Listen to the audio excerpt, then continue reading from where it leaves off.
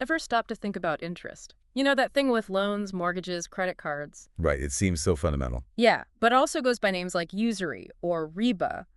And have you ever actually considered why so many different people across ages and fields have seen it as, well, destructive? Yeah, it's a really fascinating question, isn't it? Especially since it's like the bedrock of modern finance. Mhm. Makes you wonder about those long-standing criticisms. Exactly, and that's what we're really digging into today. We're not just talking APRs here. We're exploring the core arguments against the whole idea of interest. Yeah, from religious views, economic theory, history, even psychology. Our mission really is to unpack these arguments, understand the potential impacts, personal, systemic, and maybe give you a more nuanced view on this thing we often just accept. So we've got material from religious texts, Judaism, Christianity, Islam. We've got historical accounts, modern economic critiques of debt finance. And even research on the psychological side, the stress of debt.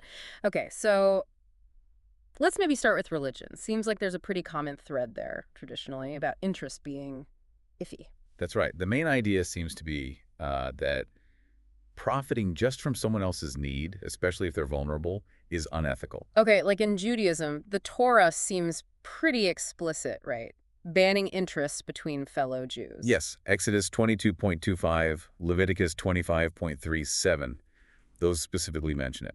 So the idea is you shouldn't profit from your neighbor needing help. It's about community support, not personal gain from hardship. There's that quote. The Torah prohibits a Jew from borrowing, lending, or being a party to a transaction that involves charging another Jew interest. Right. It really emphasizes that communal bond. It wasn't necessarily against all lending, but specifically, exploiting someone within the community. And early Christianity seems to have picked that up and, oh, run with it. Definitely. They inherited and even extended those prohibitions. The Bible talks about interest-free loans to the poor, too. And the church fathers, like Augustine and Aquinas and those medieval councils, Yeah.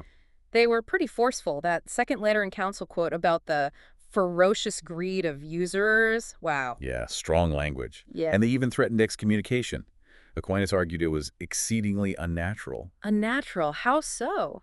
Well, his reasoning was that money itself doesn't naturally, reproduce. It's just a medium of exchange. Hmm. So earning money just by lending it without actual productive work or risk, Mm-hmm. that felt unjust, artificial. Okay, that makes sense from that viewpoint. Then there's Islam with a really strong stance against riba. Absolutely. It's a core prohibition. The Quran uses very strong imagery, like comparing interest takers to someone driven to madness by Satan's touch. And it makes that clear distinction. Allah has permitted trading and forbidden interests. Exactly. The Islamic view treats money fundamentally as a medium of exchange, not a commodity to be traded for profit in itself. Generating income just from lending, without sharing risk, it's seen as inherently exploitative. So that's where concepts like profit and loss sharing come in. Precisely. The lender becomes more like a partner, sharing in the actual outcome, the ups and downs. It aligns incentives differently. So across these major faiths, this deep ethical concern keeps popping up, exploiting vulnerability, creating inequality. Yeah. And it's interesting how these moral ideas weren't just, abstract thoughts.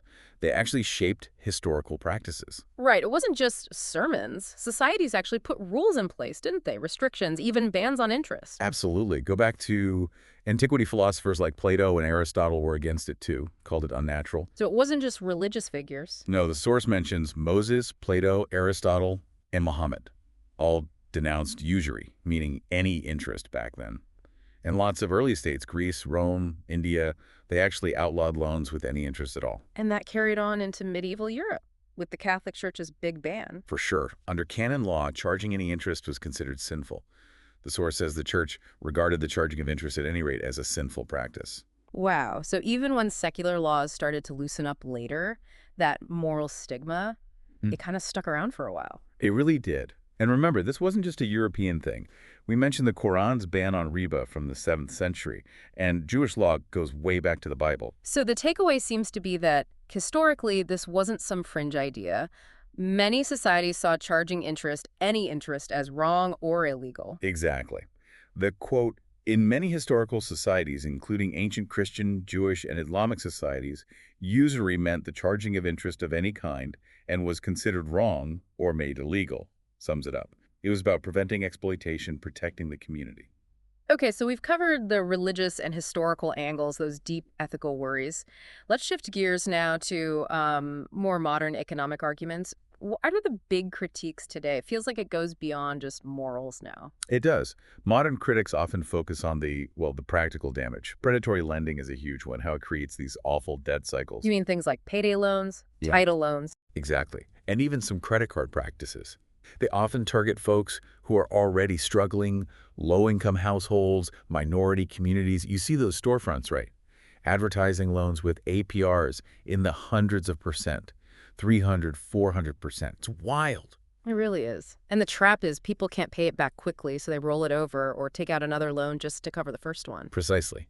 The source mentions how a small payday loan routinely grows into a debt of hundreds or even thousands of dollars.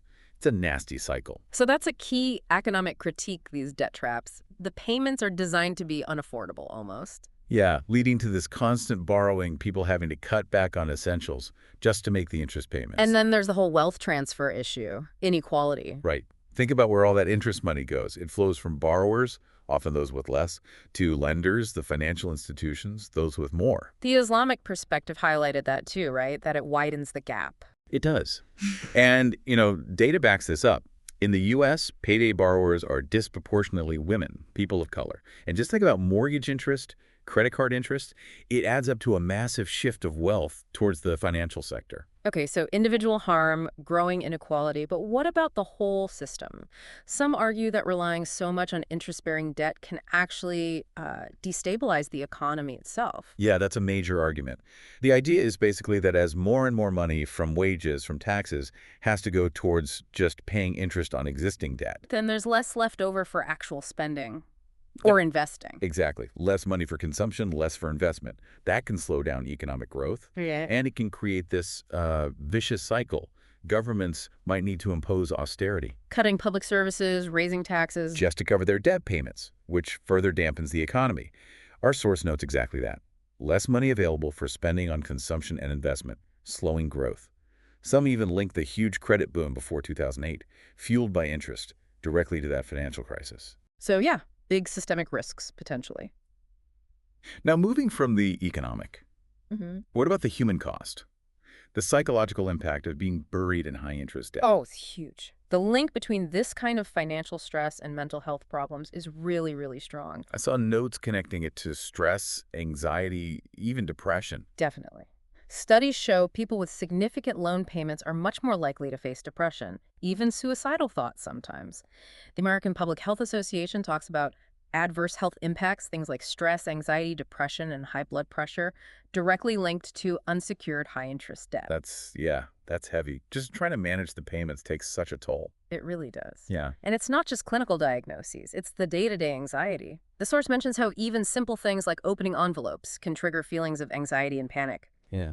Trouble sleeping, can't afford things you need for basic well-being, feelings of shame, hopelessness. It's pervasive. And that chronic stress, it messes with decision-making, strains relationships, causes huge conflict for couples trying to deal with mounting interest. So it's way more than just a numbers problem. It deeply affects mental and emotional health, creates this horrible feedback loop, maybe. Debt worsens mental health. Poor mental health makes it harder to manage debt. Exactly. It's a really tough cycle to break. Okay, let's broaden out again. Thinking about society. Some sources talk about interest as, like, a tool of control Yeah. or exploitation on a bigger scale. Yeah, this is where you see arguments about how debt, especially with interest tacked on, creates dependency on a larger level, like the idea of neocolonial debt. What's that exactly? Well, critics argue that loans from international bodies, banks, the IMF, World Bank, to developing countries often come with strings attached, conditions that force austerity or trade policies that mainly benefit the rich creditor nations. It sort of mirrors old colonial power dynamics. Right. That War on Want report said these debt policies actually increase the wealth of global North countries while hurting poorer ones. It called debt just one of many tools for maintaining an unequal system. The interest payments themselves become a way wealth flows out. Precisely. And history gives us examples. Think about Haiti.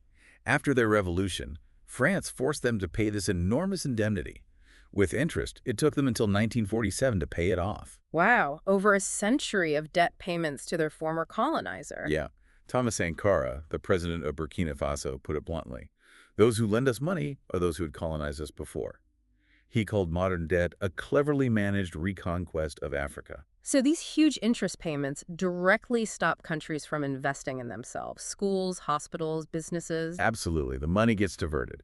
And Yeah. international groups like the UN, the IMF, they've acknowledged that the burden of these adjustments, the cuts, it falls hardest on the most vulnerable women, children, and the poor. It's just this entrenched cycle. Plus, our sources mentioned capital flight, money just leaving these countries. Right? Another massive drain. Estimated trillions left Africa between the 70s and 2018. It just makes breaking out of poverty even harder. Interest is a key part of that dynamic. So whether it's a family struggling or a whole nation, interest can just keep sucking resources away. Yeah, it perpetuates these cycles. Bringing it back home, then. For individuals, for families, when you're using credit just to survive, the interest just digs the hole deeper, right? Makes it impossible to save, forces you to cut back on basics. Definitely. And that impacts kids' health, their education. Mm.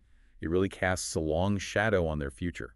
Interest becomes this constant drain on the budget, on future possibilities. And systemically, all those individual struggles add up. Yeah. Nationally, globally, high interest payments mean less investment, slower growth, more inequality.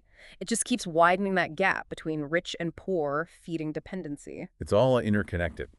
So wrapping this up, it's kind of amazing, isn't it, how these critiques of interest, usury, riba, whatever you call it, echo across time, across different ways of thinking. It really is. From ancient religious ethics to modern economic analysis and psychology, there's this consistent concern. We've looked at the moral arguments from religions, the historical bans, the economic points about debt traps and inequality, the psychological toll. Yeah, the whole picture. It really leaves you with a big question, doesn't it? In our financial world today, where interest is just everywhere, are we getting the balance right between profit and, well, human welfare, stability? That's the core question, I think. Are we properly dealing with the destructive side of interest? Yeah. Or could we maybe look at other ways of doing finance, more equitable ways, more sustainable ways? Something for you to definitely think about. We really encourage you to dig into these ideas more, consider these different angles. It might just change how you look at something as everyday as interest.